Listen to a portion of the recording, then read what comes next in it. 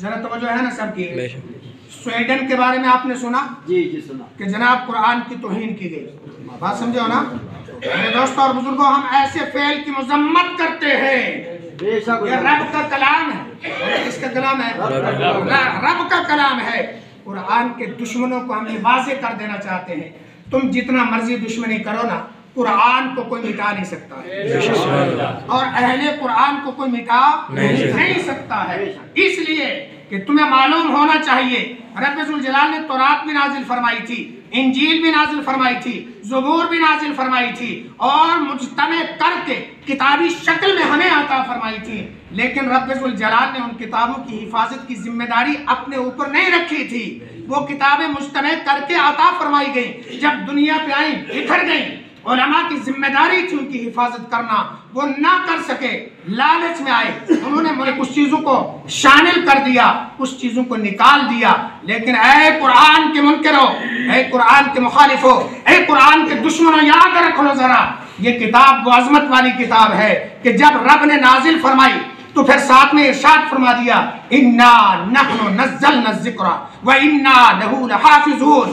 اے قرآن کے منکرو، یاد رکھو، رب فرما رہا ہے بے شک قرآن کو ہم نے نازل کیا ہے، بے شک قرآن کی حفاظت کرنے والے ہم ہی ہیں.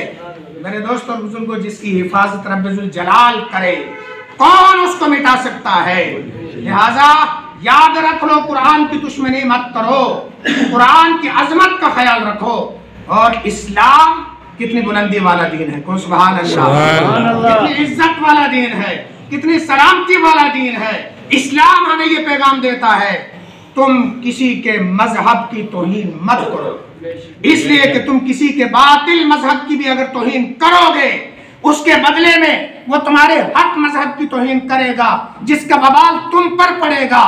میں اغیار کو یہ بتانا چاہتا ہوں، ہم مسلمان کسی مذہب کی توہین نہیں کرتے ہیں، اور تمہیں بھی شرم آنا چاہیے. ہمارے حق مذہب کی توہین مت کرو، یہ ناقابل برداشت ہے. بے شک ہے، اور یہ ناقابل برداشت ہے یا نہیں؟ میرے دوستوں اور بزرگوں، ہم جان کی پرواہ نہیں کرتے ہیں، ہم اپنے مال کی پرواہ نہیں کرتے ہیں.